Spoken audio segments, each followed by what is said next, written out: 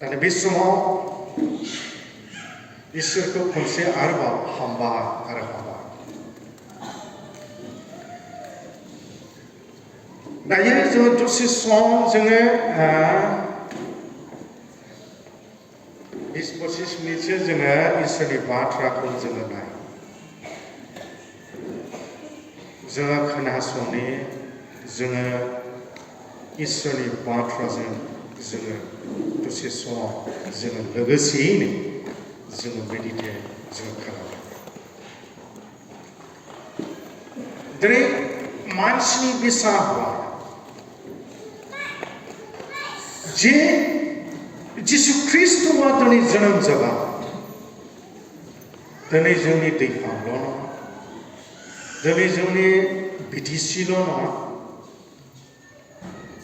जोंनि स्टेटल' नङा, जोंनि इन्डियाल' नङा, गासिबो एब्रड पुरा वर्ल्ड 60% मानसिफ्रानो जिसु ख्रिस्ट'नि जोनोम सानखौ सेलेब्रेट खालामदों। जिसु ख्रिस्ट'नि जोनोम सानाव रंजादों। दिनै बे 60% रंजाग्राफोरनियाव जोंबो एसे जे पारसेन्टखौ देखायफानो हादों। बेसेबां रंजाथाव बाथ्रा, बेसेबां खुसिनि बाथ्रा। दिनै आंबो लोगोसेयैनो बे दैखां मण्डलियाव जिसु ख्रिस्ट'नि जोनोम सानखौ सेलेब्रेट खालामनो मोनफानानै खुबैनो खुसि जादों, खुबैनो आनन्दित जादों। आं बेखौ एक्सप्रेस खालामनो हानाय नङा आं माबायदि सिङाव रंजानायखौ मोनगासिनो। ओरैनो जिसु ख्रिस्ट'नि जोनोम सानाव गोसो सिङाव रंजानायखा आरो बेजों लोगोसे नोंथांमोननि जे केयार खालामनाय, नोंथांमोननि जे गुदुं वेलकाम खालामनाय आरो नोंथांमोननि जे ट्रिट खालामनाय, बे गासैखौ मोनबावनानै आरोबाव खुब रंजानायखौ मोनसिनबावदों। दा बे समाव आं बेफोरबायदि बाथ्राखौ बुंबाय थालिया। जोङो मोनसे स्पट जोङो सिरि जोङो गोथार बाथ्रा बिजाबनिफ्राय जोङो गोथार बाथ्राखौ जोङो फरायनानै लायो। दिनै जिसु ख्रिस्ट'नि जोनोम जाफैनाय सान, बिनि एकुरेट समा नंमारगौना नंमारा, बे बाथ्राखौ जों नायनो। सोरनावबा जुदि बाइबेलफोर दङबा नोंथांमोना आंजों खुलिफानो हागोन। गालासियानि 4:4 सिरिखौ जों फरायो। गालाथिया 4:4 सिरिखौ जों आं फरायनि। जिसु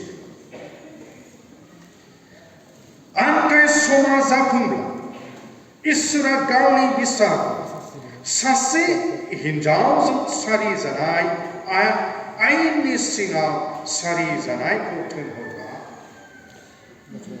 बमानि दोङो मेगना एसे मोदामनाय मोनबाय आङो। नैबेनिफ्राय फरायनि, अन्नानै क्षमा खालाम।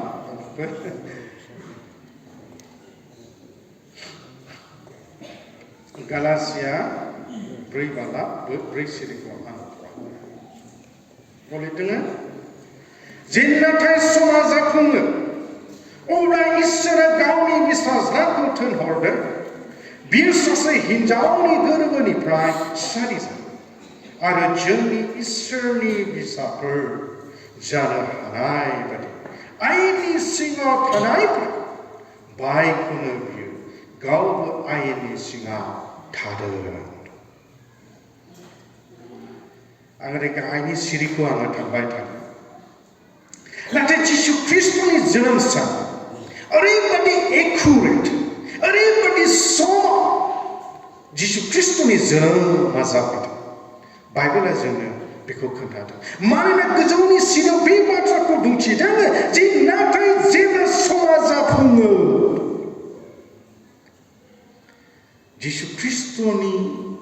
जोनोम जानायनि समा जाफुङो अब्लासो जिसु ख्रीष्टआ सासे सिख्ला आयथा मारियामजों बियो जोनोम जादों। What a unique style of Jesus' birth. मोनसे सोमोनांथाव जोंनि जिसु ख्रीष्टनि जोनोम जानाय beginning बा जिसु ख्रीष्टनि जोनोम जानाय सम मोनसे unique बिनि मानोना सोरगोआव थांफिननायाबो मोनसे unique. The Jesus which you worship, जिसुखौ नों आरो आं worship खालामो, नों फोथायो आं फोथायो, बिनि beginning-आ unique. बिनि introduction-आ unique, बिनि conclusion-आ unique. Unique-आ माबायदि? Unique होनोब्ला मा होनगोन? एकदम बेलेग रीति सोमोनांथाव। बिनि beginning, बिनि सुरुआनो सोमोनांथाव आरो बिनि जोबनायाबो सोमोनांथाव।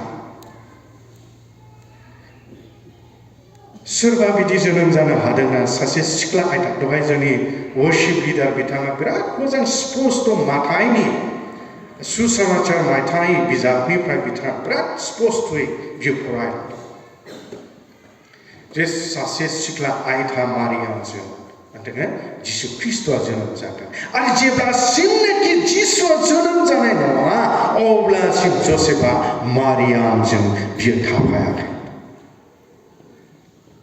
Unbelievable. जोंनि जिसुनि जोनोम जानाया unbelievable. बिराद unique style. रावबो बेखौ फोथायनो हानाय नङा।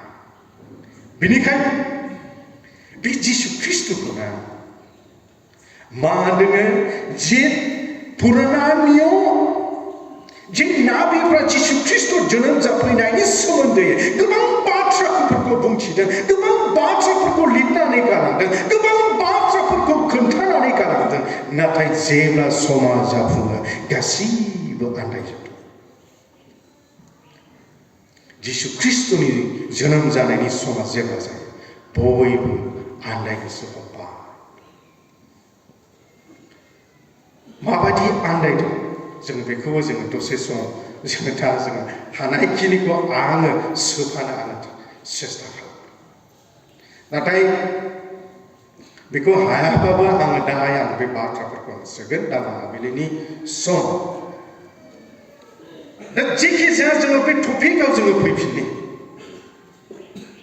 जोंहा जे टपिक दङ जे मानसिनि बिसाजाया गोमानायफोरखौ नागिरदों आरो पापनिफ्राय बासायनो फैबाय गोमानायफोरखौ नागिर। मा मानसिया गोमामारदोंमोन? बाइबेला जोंनो खोन्थायो मानसिया थारैनो गोमामारदों। प्रथम मानसिखौ जे मानसिखौ इसोरा सोरजिदों आदम आरो बिनि बिसि हावा, आदम एन्ड इभ। दिनै बे मानसिखौ सोरजिनानै इसोरा एडेन बागानाव दोनबाय, एडेन बारियाव दोनबाय, जेखौ गोसो बेखौनो जानो, जेखौनो बिसोरो जानानै गोथाव मोनो गोजोनो बेखौनो बिसोरो जानो। नाथाय मा जाबाय मानसिया बिनिफ्राय मा होनो सेटिसफेक्सनखौ आदम आरो हवाया मोननो हायाखिसै। नाथाय जे बिथाइखौ बादा होदोंमोन बे बिथाइखौसो मोनसे जानायनायनि होननाय मोनसे स्पिरिटआ बिसोरनाव हाबनानै सैताननि बुरखायनायाव जाफ्लांबाय। दा जाफ्लांनानै मा जाबाय बिसोरनि मानसिनि स्वरुपआ बिसोरनाव बे आदम आरो हवाया मा जाबाय जे इसोरिया रूपजों इसोरनि महरजों बाइबेला बेखौ खोन्थायो ना जागायजेननायनि 1:26-27 दि जों मानसिखौ जोंनि रूप जोंनि महराव जों दानि आदम आरो हौवाया इसोरनि रूपाव बियो सोरजिजानायमोन, मानसिनि रूपाव बियो नङा।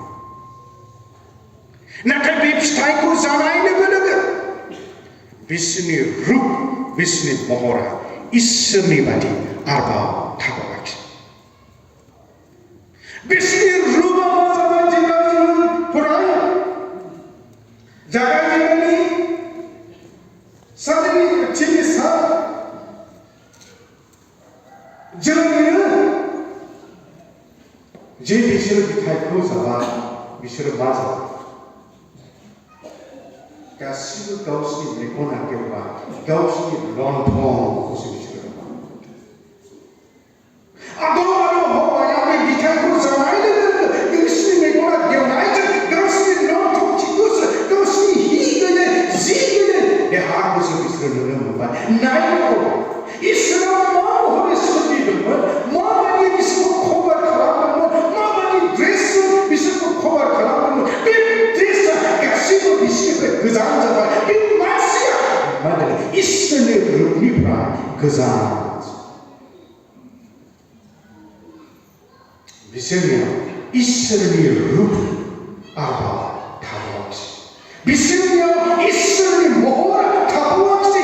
जे इसोरा जे बियो बुंदोंमोन दि जों मानसिखौ गावनि सुरखौ दानि, इसोरा थारैनो मानसिखौ गावनि सुरखौ दाबादों, गावनि इमेजाव दाबादों। नाथाय मानसिया बिनि आखाइजों सोरजिजानाय मानसिया मा जाबाय? फिथाइखौ जानाय लोगो लोगो मा जाबाय?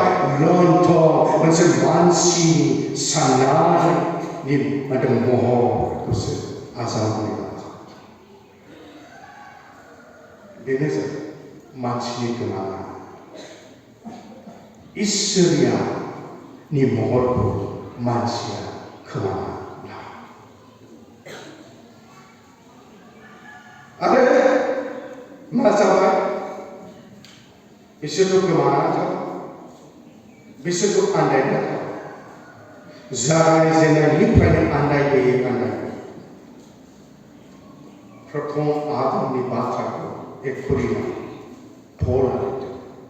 प्रथम आदम, सेकेन्ड आदम।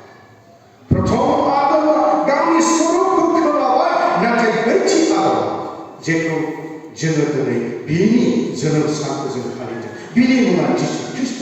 बियो मा होनो मानसि मोनसे स्वर्गीय रूपखौ होफिननो थाखाय, सोरगोनि महरखौ होफिननो थाखाय, सोरगोआव बियो लाना थांफिननो थाखाय जोंनो दिनै इसोरनि रूपखौ होफिननो थाखाय बे जिसु ख्रीष्टआ दिनैनि दिनाव एक्जेक्ट टाइमाव जिसुआ सोरजिबाय।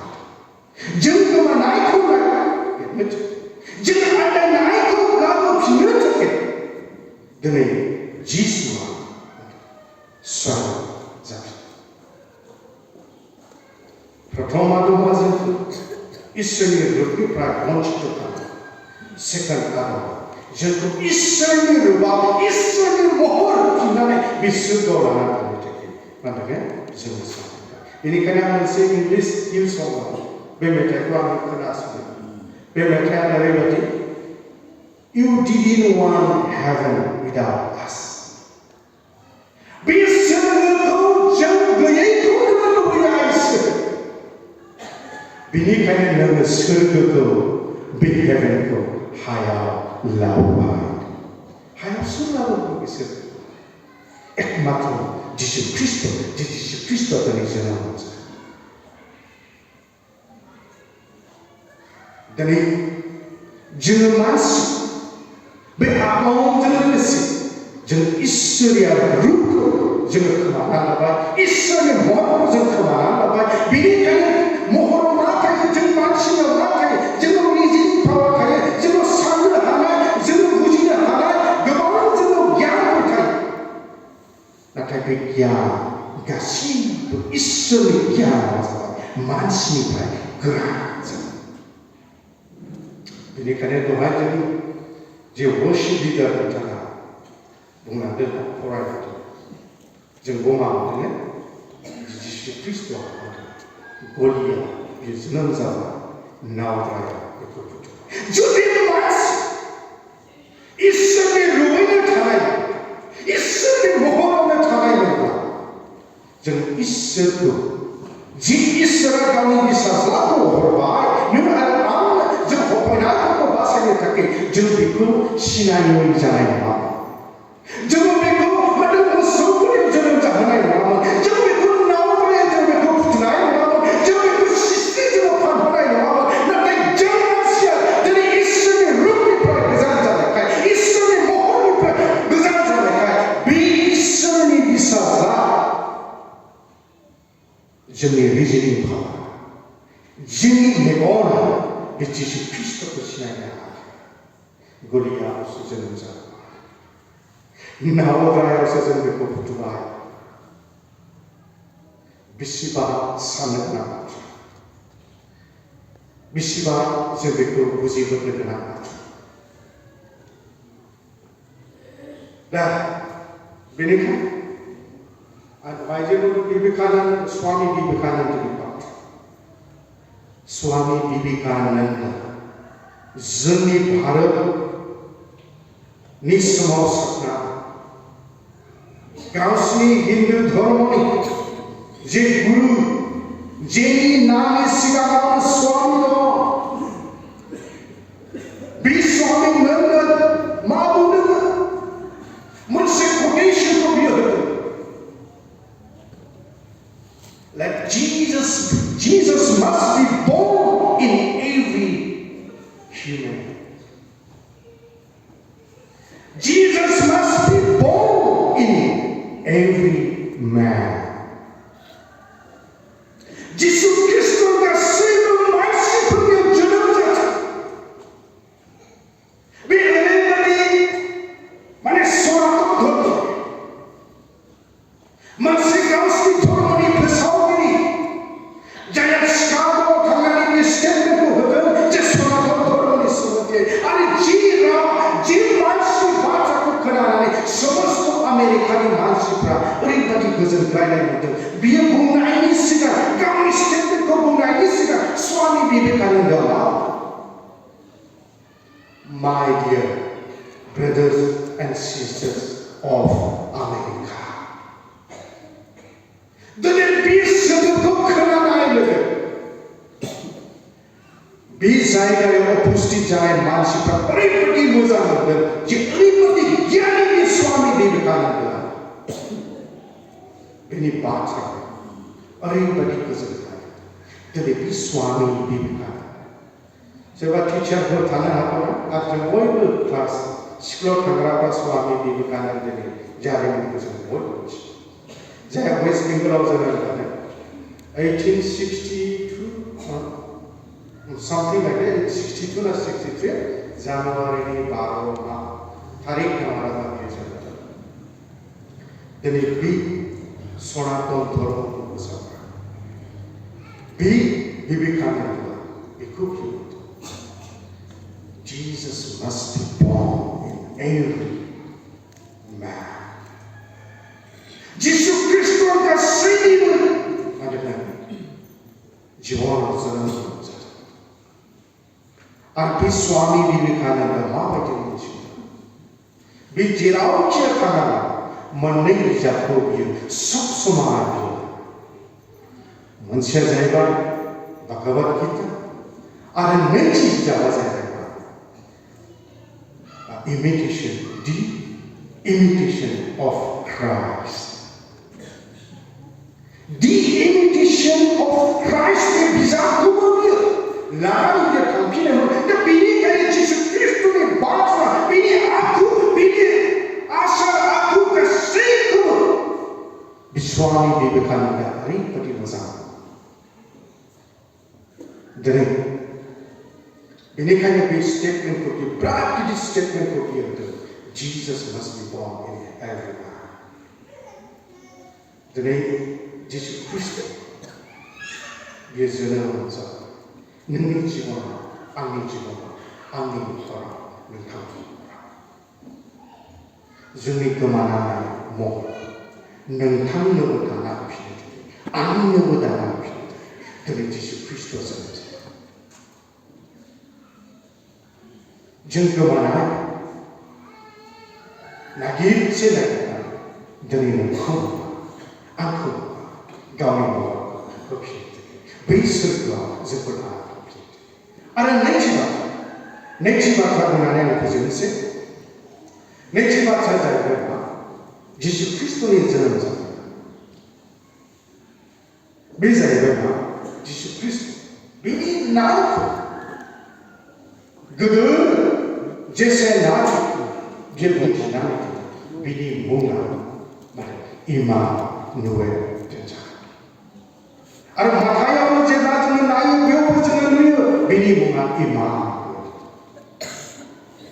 दिनै इमानुवेलनि सोदोबखौ जोङो रावबो मोनथियैया जोङो रावबो बुजियैया इमानुवेलनि सोदोबानो जाहैबाय बेनि ओंथियानो जाहैबाय मा जों बयबो मिथिगौ इसोरा जोंजों लोगोसे थारमाने मा बे जिसु ख्रिस्ट'आ नों आरो आंजों जों जे इसोरनिफ्राय गोमाबा जों जे इसोरनिफ्राय जों आन्दायलांबा जों जे इसोरनिफ्राय जोङो गोजानाव थांबाय दिनै नोंखौबो नागिरनानै आंखौबो नागिरनानै जिसुआ जोनोम जाबाय नोंजों लोगो थानो थाखाय आंजों लोगो थानो थाखाय जोंनि न'खर सालायनायाव जोंनि बेक्तिगत जिबनाव जोंनि गथ'फोरनि फरायनायाव जोंनि गासैबो बिथिङावनो गासैबो एंगेल गासैबो एरियायाव जिसु ख्रिस्ट'आ दिनै इमानुवेल नामजों जोनोम जाबाय जाहाथे बे इमानुवेलआ नोंजों आंजों लोगो जोङो रावबो गथ'फ्राबो बुंनो हानाय नङा आंनो इमानुवेलखौ नाङा माने इसोरनि लोगोखौ आंनो नाङा इसोरा आंजों थाफानायखौ नाङा जोंनि गथ'फोरनि फरायनाय जोंनि गथ'फोरनि फेदेरनाय जोंनि रोंगौथियाव दं जोंनि माबा मोनसे एचिभमेन्टआव दं जोंनि माबा मोनसे हास्थायनायाव दं दिनै जोंनि जिबनाव जिसुनि लोगो नांनायखौ जों बयनोबो आरो बे नोंजों लोगो नांनो आंजों लोगो नांनो जिसुआ दिनै जोनोम जाबाय जोंनि गोमानाय बियो हाबफैफिनबाय बियो जोंजों थांफाबाय जोङो मोजाङैनो गाइड खालामनो दिनै इमानुवेल जाबाय बियो जोनोम जाबाय बेनिखायनो जोङो गोमाबाय जोङो आन्दायबाय बा जोङो आन्दायनानै दासिमबो दं जानो नाथाय दिनै जोङो गोमानायखौ जिसु ख्रिस्ट'आ दिनै गेलेदों नोङो फोर आं नोंनि महरखौ मोजां बानायफिनगोन नोङो फै आं नोंजों लोगो लोगो थागोन नोंनि जिबन खुंलांनायाव नोंनि हास्थायनायाव आं नोंजों लोगो दिनै बे जोनोम सानाव जिसु ख्रिस्ट' जिसुनि हांख्रायनायाव जोंनि गोमानाय महरखौ होफिननो आरो जोंनि लोगो गैयैयाव लोगो जानो थाखाय लोगो थाफानो थाखाय बियो जोनोम जाबाय दहाय मेथाइ दामदोंमोन नांगौ रोजा रोजा सुबुं दं संसाराव नुस'हायै ओरैबादि भिर ओरैबादि क्राउड होंगो दोंगो नाथाय बे जाया लिरिक्स बानायदों जाया बे मेथाइखौ होदों बियो मा बियो होदों मा मेसेज बियो होदों रोजा रोजा सुबुं दं नुस'हायै ओरैबादि भिर ओरैबादि क्राउड नाथाय थेवबो आं हारसिं सोरबा हारसिं मेसेज खालामो गोबां मानसिफोर जायफोरा सिंगल पेरेन्ट जाबाय जायफोरा गावसोरनि असे आंगो लोगो गावनि बिसि सोरबा गावनि बिसायखौ खोमानानै लाबाय बा गावनि अनग्रा मानसिखौ खोमानानै लाबोबाय जादों दिनै बेसेबां दुखु बेसेबां सादाखौ आइ फिल दिनै जिसुआ बेखौ इसोर मानोना जिसुखौ दिनै संसाराव जोनोम जाबाय नोंसोर हारसिं नोंसोर फिलिम खालामनांलिया नोंसोर गावखौ मानोना लनलिनेस फिलिम खालामनांलिया दिनै जिसु ख्रीष्टआ जोनोम जाफैबाय नोंजों लोगो लोगो थानो थाखाय आंजों लोगो लोगो थाखाय बेनि मुङानो इमानुएल नोंजों लोगोसे आंजों लोगोसे जों गोमाबाय अनेक एंगेलाव जों गोमानानै दं जानो हागौ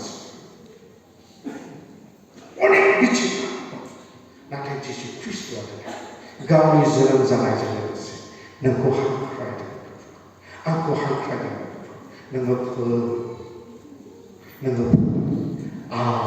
नोंनि गोमानाय महर नोंनि गोमानाय निजिनि फाव नोंनि गोमानाय बायदिसिना आं दं आं नोंजों लोगो लोगो दं बेनिखायनो नोंजों लोगो लोगो थानो थाखाय आं जोनोम जाबाय दिनै बे जिसु बे गोमानाय सोरबा हारसिङै थानानै गावखौ गोमानाय बायदि गावनि महरखौ गोमानाय बायदि मोनो दिनै जिसुआ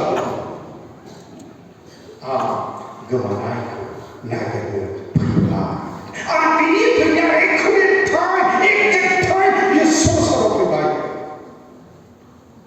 जाहाथे नोंखौ मोनो आंखौ मोनो आरो जोंखौ बासायो आरो बे जाय सोरगोखौ बानायदों बे सोरगोखौ बे एम्प्टिखौ बियो लुबैया बे सोरगोनि खालिफोरखौ बियो हास्थाया बे सोरगोआ खालि जायो बादि बे सोरगोआ गावनि आखाइजों सोरजिनाय सोरगोआ जाहाथे हारा फारा जायो बे फवरबु जायो मानसिजों फिलाप जायो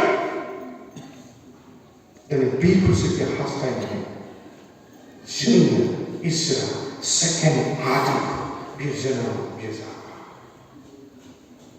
दिनै बे सेकेन्ड आदम जाबाय दिनै नोंबो बासायजानायखौ मोनगोन आंबो बासायजानायखौ मोनगोन सासे महान जिसनातन धर्मनि फोसावगिरि स्वामी विवेकानंदआ बुङोमोन Jesus must be born in every man दिनै बे जिसु ख्रीष्टआ नोंनियावबो जोनोम जानो नांगोन आंनियावबो जोनोम जानो दिनै बे जोनोम सान जेरैबायदि जों फालियो जों बेखौ जों फालिलांनो हाबाय थानांगोन I'm so sorry आङो माखासे टाइमखौ आं बारग'लांबाय आं बारा गोलावखौ बुंलिया आं बेखिनिखौनो आं बुंनानै दोनथ'सिगोन नाथाय आं मोननै बाथ्राखौ जोंनि गोमानाय महर मानोना गावनि महरखौ होफिननो थाखाय जिसुआ जोंखौ बियो नागिरदों दिनै जोंबो मोनजाबाय बिफा इसोरजों मोनजादों जानायनि बाथ्राखौ मोनजानाय नागिरनानै दिनै जों नागिरनानै मोनजानाय नागिरनानै मोननाय जोङो दिनै बेनिखायनो इसोरा जोङो बे गावनि महरखौ जेरैबायदि होनो थांखि बे महरा दिनै नोंथांनि जिउआव आंनि जिउआव लागानो